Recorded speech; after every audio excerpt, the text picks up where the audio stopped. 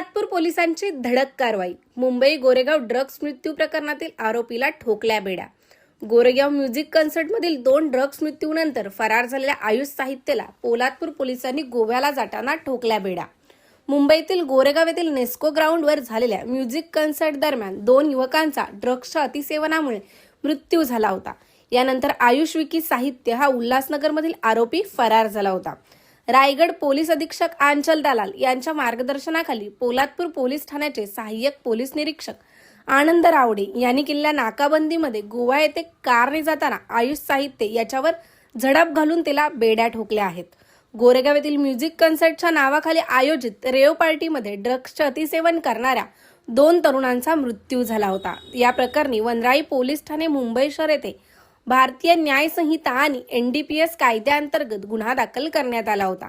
या गुन्ह्यातील फरार आरोपी नामे आयुष विके साहित्य, वय वर्ष 24, राहणार उल्हासनगर, हा मुंबई गोवा महामार्गाने गोवा येथे पळून जात असल्याची माहिती मुंबई पोलिसांनी कळवण्यात आल्याने पोलादपूर पोलीस ठाणे व स्थानिक गुन्हे शाखा यांच्या संयुक्तपणे पोलादपूर येथे नाकाबंदी आणि सापळा रचून ताब्यात घेण्यात आले आहे.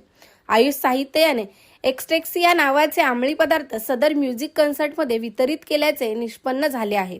आयुष साहित्य या आरोपीस वनराई पोलीस ठाणे यांच्या ताब्यात देण्यात आले आहे. फरारी झालेल्या आयुष साहित्य या आरोपीस पकडण्याची कारवाई रायगड जिल्हा पोलीस अधीक्षक आंचल दलाल यांच्या मार्गदर्शनाखाली पोलादपूर पोलीस ठाण्याचे सहाय्यक पोलीस निरीक्षक आनंद गावडे आणि सहकारी यांच्याकडून करण्यात आली आहे. प्रतिनिधी शैलेश पालकरसह तेज मराठी न्यूज, पोलादपूर, रायगड.